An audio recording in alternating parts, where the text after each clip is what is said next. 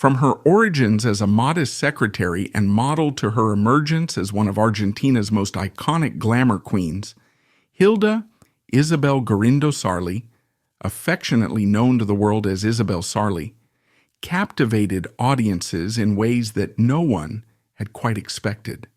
Throughout the 1960s and 1970s, Sarli rose to prominence thanks to her roles in a series of sensual, sometimes controversial films directed by the Argentine filmmaker Armando Bo.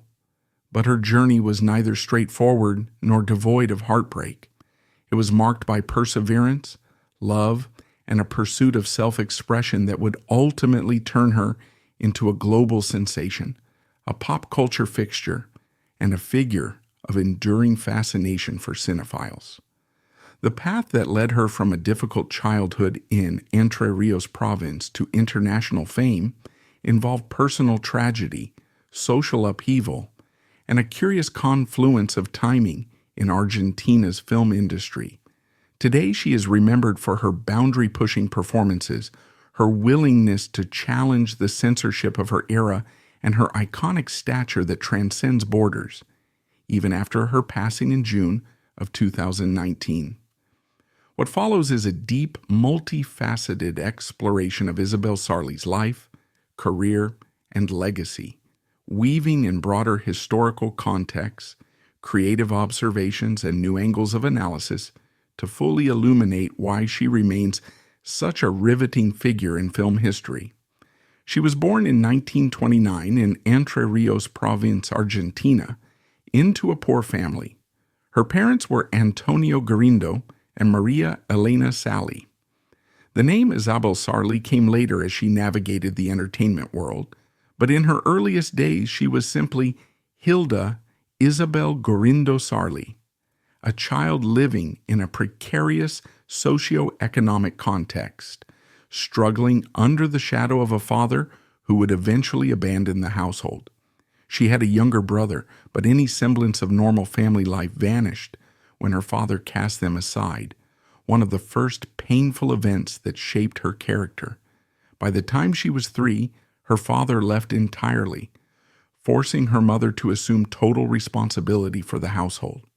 Life was difficult, and this strain intensified when Isabel's beloved younger brother died at the age of 5. Soon afterward, her father attempted to reach out and reconnect, but she refused to respond, doing so with what observers described as an aggressive manner.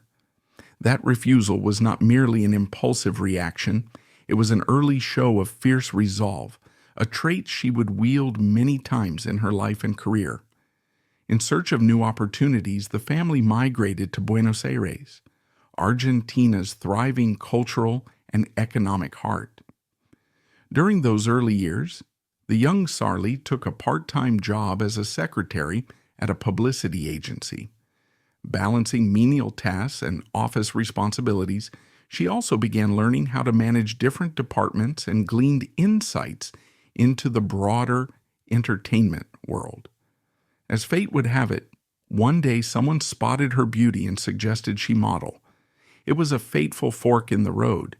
She saw a path toward better financial stability, so she quit the agency job to focus on modeling. That moment was the pivot from a life constrained by poverty to a more promising horizon. This transition from conventional employment to modeling soon landed her on television in June 1956, when she was introduced to Armando Bo, a famous Argentine film director, screenwriter, and producer. His career in Argentine cinema had already garnered attention. He was known for daring projects that flirted with social taboos. When Bo met Sarli, he recognized a unique star quality. Something about her presence, both physically and in her bearing, promised a new dimension for his cinema. He offered her a role in the film El Trueno entre las hojas, in English, Thunder Among the Leaves, a movie that would prove momentous not only for Sarli, but for Argentine film as a whole. This project, produced in 1957, was adapted from a story by the Paraguayan novelist Augusto Roa Bastos and ultimately made waves due to its depiction of full frontal nudity, an audacious move in Argentina's conservative cinematic climate. Sarli was initially told that for her nude scene in the film, she would be wearing a flesh-colored body stocking, and that the shooting would be done from a considerable distance with minimal camera magnification. However, when the final footage was reviewed, it was clear that the camera captured her body more explicitly than any Argentine film had ever dared. It became the first local production to feature a nude scene, setting a precedent and establishing Sarli as a daring figure who pushed the boundaries of acceptability. In an era when moral standards and censorship boards were exceedingly strict, especially in predominantly Catholic countries like Argentina, this was both scandalous and catalytic. Sarli found herself splashed across international headlines, drawing in audiences who were both titillated by and curious about this new dimension of filmic sensuality. Before her relationship with Bo became romantic, Sarli had been briefly married to Ralph Heinlein, a relationship that would not endure. Meeting Armando Bo changed the course of her personal and professional life. Not only did they develop a profound emotional bond, but they also became an inseparable creative team. Sarli became the face of Bo's filmic vision, the leading lady in nearly all his productions. Their partnership would span decades, with notable films such as Fuego, Carne, and Fiebre, many of which faced censorship in Argentina, but gained robust followings abroad. Sarli's image evolved from that of a local Argentine actress to an international siren. She captured interest in the United States and Europe, where her films often performed better commercially than they did in her home country, where they were repeatedly banned or heavily edited. Reflecting on Argentine cinema's broader historical landscape makes her achievement particularly remarkable. During the mid-20th century, a golden age of Argentine film was dominated by traditional romantic dramas, musical comedies, and stories that upheld socially accepted values. Stars like Tita Morello, Libertad Lamarque, and Mirtha Legrand became household names for roles that rarely ventured into overt eroticism. By contrast, Sarli, especially under Armando Bo's direction, took the national cinematic conversation to places it had never been. When El Treno Entre las Hojas debuted, many spectators were outraged that a local actress had shown so much on screen, while others praised the honesty and the daring. Over time, the scandal itself became a marketing tool. The controversy propelled Sarli and Bo to a new level of fame. That fame continued to climb when Sarli was crowned Miss Argentina in 1955. It was a notable moment because it gave her the chance to meet President Juan Domingo Perón. Although there are stories that swirl around the significance of this meeting, at the very least it positioned her in the public eye as a rising star. She also made history by being featured in Time, Life, and Playboy magazines, which bolstered her reputation outside South America. In an era when few Latin American actors received such international coverage, Sarli became a pioneer, forging a path for more Argentine talents to gain recognition abroad. She commanded attention partly because her presence resonated with worldwide shifts in attitudes towards sexuality and censorship in film, like waves from Europe's sexual revolution and Hollywood's loosening restrictions. Sarli's persona felt both exotic and relevant, an enticing blend of the local and the universal. This exotic allure came in part from her stage name and the affectionate moniker her mother gave her, Coca. In Argentine popular culture, La Coca Sarli became a label steeped in both endearment and a suggestion of playful sensuality. For better or worse, she bore the weight of being a sex symbol, a status that could bring wealth and fame, but also subjected her to relentless scrutiny. Historical precedents like Marilyn Monroe in the United States illustrated how the film industry and the public can, in one breath, idolize and commodify a sex symbol, then turn around and attack her if she deviates from scripted norms. Monroe's life ended tragically. Lindsay Lohan, in a later era, also faced oppressive pressures. Yet Sarli navigated a different trajectory.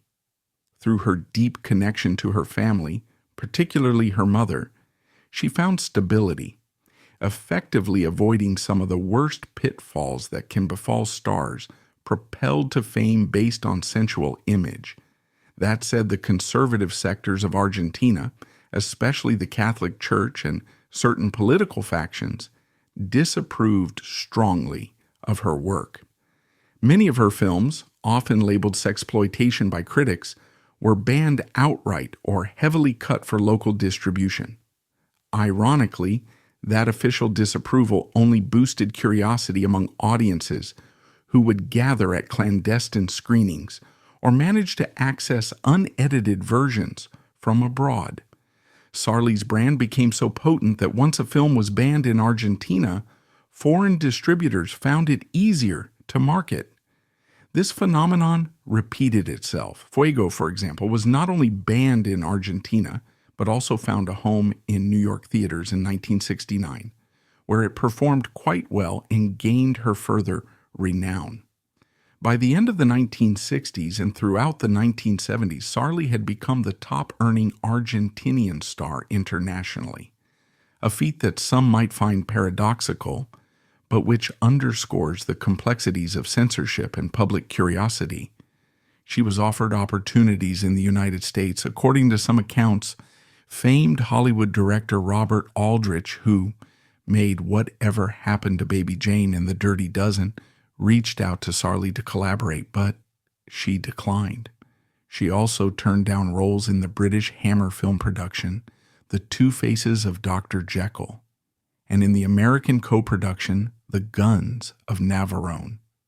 Even though working with prestigious foreign studios could have catapulted her to a different kind of global stardom, Sarli maintained her loyalty to Bo and a desire to keep creative control over how her image was used. Many in her camp believed that mainstream studios would typecast her, flattening her persona into a mere object of desire, rather than exploring deeper elements of her potential. In this sense, her refusals testify to a strong self-awareness, an understanding that her brand of star power existed within a specific creative synergy with Bo's directorial style. Despite her overtly sexualized on-screen image, Sarli managed to keep her private life as stable as possible, especially by Argentine celebrity standards. After splitting from Heinlein, she never legally married Armando Bo, but the two shared deeply held beliefs and a significant emotional bond. She adopted 2 children, Martín and Isabelita, and by all accounts, nurtured them with the same determination and warmth she had exhibited toward her mother. In time, she and her daughter Isabelita relocated to Martínez in Buenos Aires, seeking a more tranquil suburban life away from the intensity of central city celebrity culture. From the late 1950s through the 1970s, the partnership of Bo and Sarli produced more than 30 films, including cult favorites like Carne, 1968, and Furia Infernal, 1973. Many of these works shared certain thematic preoccupations: forbidden passion, repressive social norms, and the hypnotic allure of Sarli's body. The plots often involved exotic locales, sweaty jungle settings, or swirling melodramas that gave her ample room to display both her physique and a fierce, sometimes melodramatic, acting style. People who have later revisited these films sometimes describe them as camp or marvel at their kitsch qualities. Yet at the time of their release, the controversies were real.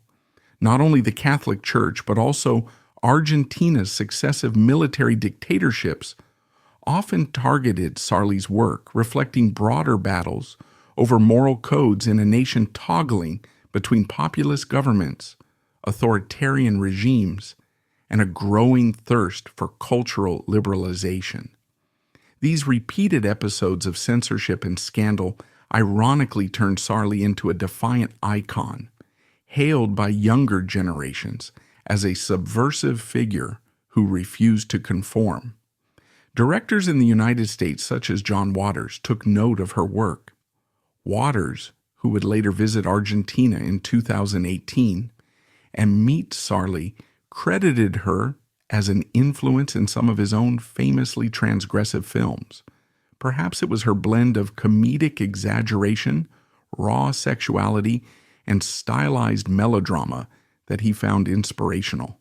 For many, the mere mention of Coca Sarli calls to mind a strong woman unafraid of embodying her own sensuality on the silver screen, fully aware of the uproar it would cause in her conservative environment.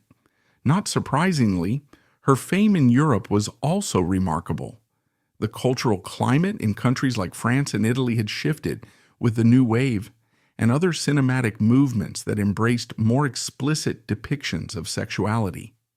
Sarli's films, sometimes dubbed or subtitled, toured art house cinemas and specialty festivals. In certain places, they played as exploitation fare, complete with lurid posters that showed her curves front and center. Yet they also drew film enthusiasts and intellectuals eager to study and debate how her movies challenged conventional mores. In Mexico, Paraguay, Panama, and Venezuela, places where Bo occasionally produced or directed, she found particular popularity, often overshadowing local performers with her star wattage. Not every film was a blockbuster success, but collectively they established a brand recognized around the Spanish-speaking world and beyond. Sarli's capability to adapt was also noteworthy. After the death of Armando Bo in 1981, she withdrew from the film industry. Some interpret this as a sign that he was her anchor, the main reason she stayed in the spotlight for so long. Others speculate that the changed political and cultural environment in Argentina played a role. The country was under a tight dictatorship from 1976 to 1983, and after the dictatorship ended, a new generation of filmmakers and actors emerged, overshadowing her brand of cinema. It took time for her to return to the screen, and when she did, it was in smaller, more reflective roles. In the mid-1990s, she collaborated with Argentine director Jorge Polaco on La Dama Regresa, a film that was something of an homage to her image, merging references to her life and cinematic persona. Though La Dama Regresa was not a gigantic commercial success, it represented an attempt to recontextualize Sarli for the 1990s audience, one that was more aware of feminism, postmodern irony, and the nostalgic fascination with retro film icons. When she reunited with Polaco in 2009 for the cameo in Arroz con Leche, it was largely symbolic, underscoring her ongoing presence as a cultural touchstone. Then, in 2011, she took a more significant role in Mita con Gloria, playing a character based on her real-life self. Although the film failed to garner significant mainstream attention, a shortfall Sarli attributed partly to poor promotion. Regardless, her willingness to appear after many years in partial retirement demonstrated that her enduring magnetism had never entirely waned. In 2007, Sarli's legacy was further cemented by the production of the documentary Carne sobre Carne, Intimidade de Isabel Sarli, known in English as Flesh on Flesh, Intimacies of Isabel Sarli. Produced by Argentinian actor Gaston Pols and Spanish director Alex de la Iglesia, among others including Argentine film critic Diego Curubeto, it examined Sarli's life from multiple angles, including her censored film clips, never-before-seen outtakes, and anecdotes about the behind-the-scenes goings-on of her most infamous productions. The documentary presents her not just as a sensual bombshell, but also as a shrewd woman mindful of how her image was manipulated by moral guardians and used as a lightning rod for controversies about decency, patriarchy, and Argentine identity. The documentary paid homage to the complexities of her legacy. Her repute eventually earned official recognition from the Argentine government. In October 2012, under Decree 1876/2012, President Cristina Fernández de Kirchner named her Argentina's ambassador of popular culture, praising her for being a true representative of the national culture and lauding her for her acting skills, her films, and for being considered a popular icon of her day and an emblematic figure of Argentine cinema. This acknowledgement was a testament to the enduring place Sarli occupied in Argentina's cultural tapestry, once condemned and censored, now lionized by presidential decree. Meanwhile, in 2010, Fuego had its U.S. debut at the Film Society of Lincoln Center in New York City, screening with English subtitles. That screening made headlines among film critics, including Richard Corliss at Time magazine, who marveled at the retrospective that placed Sarli's film in a venerable cultural institution like Lincoln Center. The coverage introduced her to a new generation of viewers who had largely been unfamiliar with the place she occupied in Latin American film history. For many, it was revelatory to discover how Sarli had championed a style of bold, explicit filmmaking decades earlier, something that anticipated modern cinematic liberalism. Among her many notable involvements in cultural memory, the line, "What do you want from me?" from the film Carne, 1968, became an iconic catchphrase in Argentina. Interestingly, in the film's Spanish dialogues, she used an equivalent Spanish phrase, but it has come to be recognized and repeated widely in pop culture, parodied on television, in comedic shows, and referenced by both older fans and younger audiences who rediscover her legacy on the internet. John Waters, an avant-garde American director known for Pink Flamingos and Hairspray, once remarked how the raw flamboyance of Sarli's roles influenced him. In April 2018, Waters traveled to Argentina for a screening of Fuego and had the chance to meet the iconic star in person. The meeting of these two cinematic provocateurs was widely covered in local press. Two artists from different worlds connecting over their shared love of subversive film. Over the years, critics have continually reevaluated Sarli's filmography. While once dismissed by mainstream commentators as mere exploitation, her movies have been reclaimed as cult classics that embody a certain transgressive charm. Fans appreciate their earnestness, their brazen disregard for squeamish censors, and their reflection of a time when female sexuality was beginning to be acknowledged in film, albeit in sensational ways. Sarli's approach was not purely titillating. She carried herself with surprising dignity, even when the scripts placed her in lurid or melodramatic narratives. This tension between spectacle and self-assurance is what continues to captivate modern cinephiles. Sarli's magnetism also benefited from Latin America's cultural shift throughout the 20th century. There was a new wave of political consciousness, especially post-Peronism, and a gradual erosion of older Spanish colonial values. Audiences who had grown up seeing mostly conservative local productions found in Sarli's performances an unexpected freedom. She seemed to claim her own body in front of the camera. Although critics often reduce her legacy to a simplistic formula of nudity plus scandal, the deeper truth is that she broke taboos for women in Argentine entertainment. She stood in front of the camera demonstrating an open acceptance of her physicality. Fans saw in her a kind of defiance that might mirror changing attitudes on women's autonomy. She was simultaneously exploited by producers for financial gain and also, in a sense, exploiting the system to maintain her stardom on her own terms. At one point in her trajectory, Sarli was so well known that when she traveled to countries like Mexico, Russia, or Japan for promotional tours, she was greeted by crowds curious to see the Argentine actress who had ruffled so many feathers back home. She signed autographs, gave interviews that revealed a poised and somewhat shy personality, quite different from her on-screen persona, and expanded her brand.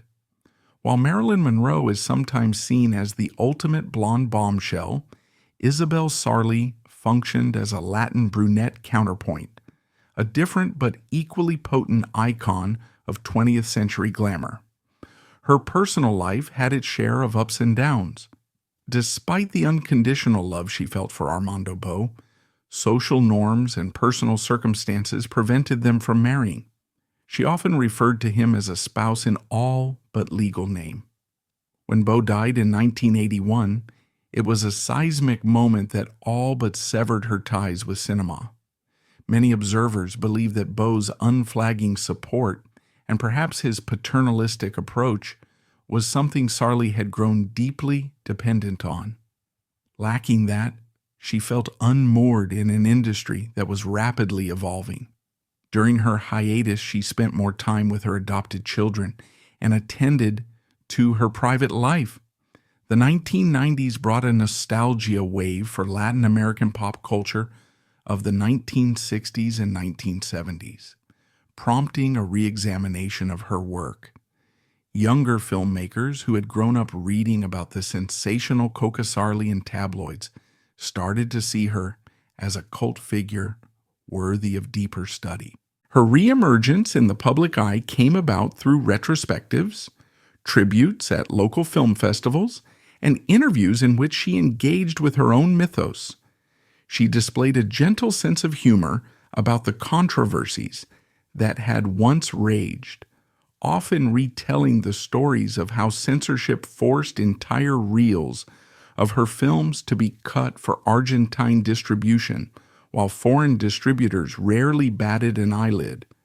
She recounted how contradictory it felt to be banned in her homeland while celebrated abroad, reminding interviewers that she was, above all, an Argentine actress, one who wanted to be accepted in her own country. In June of 2016, Sarli and her daughter Isabelita moved to the district of Martinez, looking for a quieter existence as the actress approached her late 80s. She remained a cherished figure for fans and an object of curiosity for journalists and documentary filmmakers who found in her a piece of living history. Interviews with her during this period reflect a woman at peace with her decisions, proud of her achievements, and only faintly regretful that she had turned down certain roles abroad. Nonetheless, she felt that the path she chose, staying close to home and working with Bo, best expressed her values. Her final years were touched by accolades, from tributes on Argentine television to special screenings of her old films, some of which had been painstakingly restored. In 2018, that meeting with John Waters was widely publicized, illustrating how far her influence had traveled. Indeed, the very presence of Waters served as a testament to her lasting resonance with the world of cult and exploitation cinema. She was never a one-hit wonder. Her filmography remains robust, a testament to a particular era's style. Isabel Sarli died on June 25, 2019, at the age of 89, or possibly 90, depending on the exact date of birth some sources attribute. By then, she had become a living legend whose life and work bridged multiple generations of cineasts. Her death brought forth a flood of tributes, not only in Argentina but from global admirers who recognized her as a beacon of cinematic freedom. Newspapers like Clarín and La Nación ran extensive obituaries detailing the facts of her life while also acknowledging the intangible aura that surrounded her. She had done more than just star in movies that tested moral boundaries. She had participated in shaping an entire cultural conversation about sex, censorship, and the autonomy of actresses in a time of strict paternalism. In the days that followed her passing, fans gathered on social media to post clips of her most famous lines, especially that hallmark, "What do you want from me?" from Carn. Younger Argentines discovered her for the first time, ironically, through those short internet clips, sometimes without context, only to become entranced by the improbable story of a 1950s secretary turned sex symbol who had ventured into territory that no other local actress had before. While her on-screen image always carried a certain timeless allure, off-screen she was known to be gracious, introspective, and kind-hearted, someone who cherished family connections above all else. Notably, Sarli's self-assuredness was something many women in the film industry have cited as an inspiration. She was unafraid to challenge producers and censors. She might have been coaxed into that first nude scene under less than forthright circumstances, but from that point onward, she used the scandal to build a career that displayed both her body and her ability to negotiate her own worth. The dialogues that circulated around her roles, were they exploitative or empowering, reflected broader cultural tensions about female representation, both in Argentina and internationally. Ultimately, the historical context of Peronism, the Catholic Church's moral authority, and the censorship by various military regimes helped shape the environment in which she operated. Her refusal to capitulate to shame set an example that resonated well beyond the domain of erotic cinema. In some ways, Sarli's life story reads as a testament to Argentina's national identity, with its cycles of openness and repression. She became an emblem of the flamboyance, romanticism, and desire that many foreign viewers often associate with Latin culture. Yet her background was one of extreme hardship, from losing her father and brother to living through political turmoil. She drew from these experiences to forge a persona that defied easy categorization, melding the vulnerability of someone who had experienced heartbreak with the bravado of an actress willing to unveil her body on camera and demand respect for it. Her official recognition by President Cristina Fernández de Kirchner in 2012 underscores how much Argentine society had changed. The same star, who was once a prime target for censorship, eventually became a state-sanctioned ambassador of popular culture. This shift symbolizes the country's journey toward reckoning with and embracing elements of its cultural past that had previously been deemed too risque or confrontational. Sarli's acceptance of this honor reflects her sense of pride in her Argentine roots, a pride she had clung to even when she faced condemnation at home while being lauded abroad. A further aspect that cemented her place in cinematic history is that many of her films were shot across Latin America, from Mexico to Panama and Venezuela to Brazil. Under Bo's guidance, she filmed La Diosa Impura in Mexico and Desnuda en la Arena in Panama. They also traveled to Venezuela for Lujuria Tropical and to Brazil for Favela and La Leona. In these works, she wasn't simply a local curiosity. She appealed to a broad spectrum of Latin American audiences, bridging differences in accent and local customs through the universal language of cinematic desire. Even as critics debate whether these films were purely exploitation or had deeper artistic intentions, they undeniably captured the imagination of audiences far beyond Argentina's borders. Even after Bo's death, she remained a commanding presence in Latin American media. Her cameo in Arroz con Leche, 2009, with Jorge Polaco felt like the reemergence of a star who had gone quiet but never truly faded. Then the bigger role in Mida con Gloria, 2011, further demonstrated her readiness to keep working, provided that she was given a script that resonated with her personal story. She was candid in interviews, acknowledging that the film's poor box office return stemmed largely from insufficient promotional efforts. By that point, Sarli was no longer the young starlet who could rely on controversy alone to generate buzz. The 21st century film landscape required robust media campaigns, something the production lacked. Nevertheless, the fact that she returned to acting in her 80s demonstrates her unbroken attachment to the cinematic arts. Throughout her life, she frequently spoke of her mother, Maria Elena, who had nicknamed her Coca, as a central figure in her emotional universe.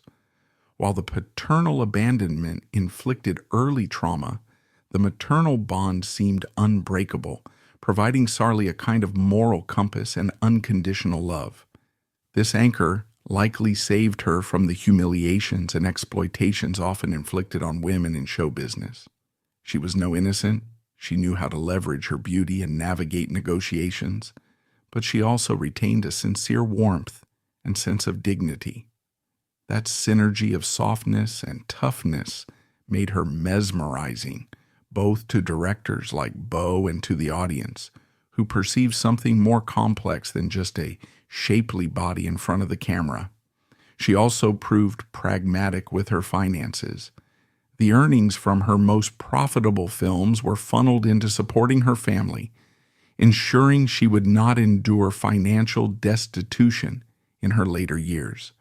She gave interviews where she recounted how her own experiences of poverty and personal loss shaped her approach to managing money and fame. The heartbreak of losing her brother at a young age, coupled with the lingering resentment toward her father, underscored the fragility of family bonds.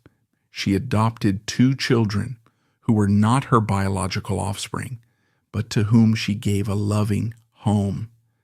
This was an extension of her worldview, which valued loyalty, emotional security, and kindness. One can't discuss Sarli without reflecting on how Argentinian society has reclaimed her in the modern era. The banning of her films by churches and dictatorships now seems archaic to many younger Argentines who see in Sarli a paragon of fearless expression. This generational shift parallels the broader expansion of social freedoms in Argentina, including progress in LGBTQ+ rights and gender equality. Sarli has been cited in discussions about how female bodies in media can be more than objects for male consumption.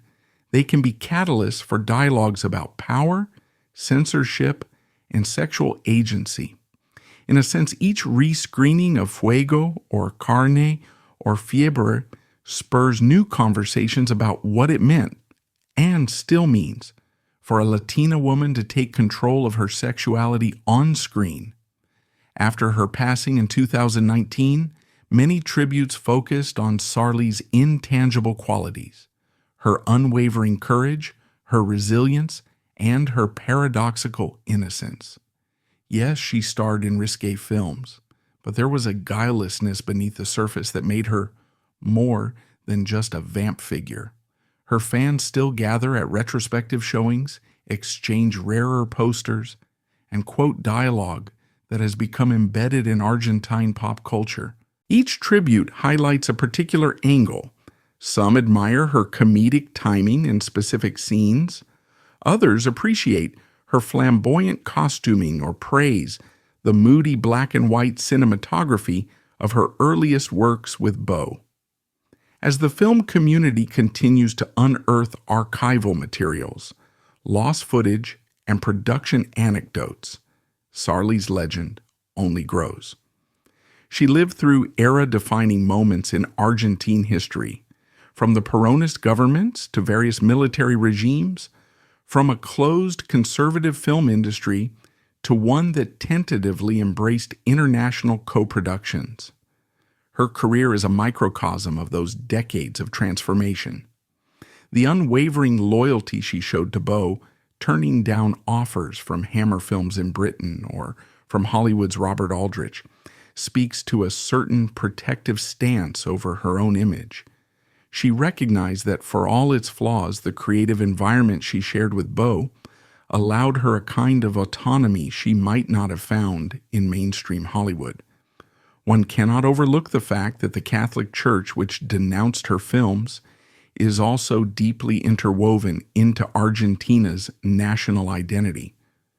The conflicts between censorship boards, often with church backing, and popular culture icons like Sarli highlight the broader tension between conservatism and modernity. In that sense, Sarli's films were not simply ephemeral sexy flicks, but cultural flashpoints in which everyday Argentines had to decide their stance on censorship and moral codes. As stories circulated about how lines were cut, scenes were redubbed, or entire reels were confiscated, Sarli attained a certain rebellious aura, giving voice to people who felt repressed by the era's social strictures. Furthermore, her connection to John Waters exemplifies the cross-cultural pollination that happens when directors and stars from different traditions discover common ground in transgressive art. Waters, known for championing bizarre, edgy, and taboo cinema, saw in Sarli's filmography a flamboyant sincerity that mirrored his own approach. Their meeting in 2018, shortly before her death, felt like a symbolic passing of the torch, bridging two distinct generations of filmmakers who share a penchant for challenging the mainstream. It also reaffirmed her global reach, reminding everyone that Sarli's significance is not confined to Argentina or Spanish-speaking countries.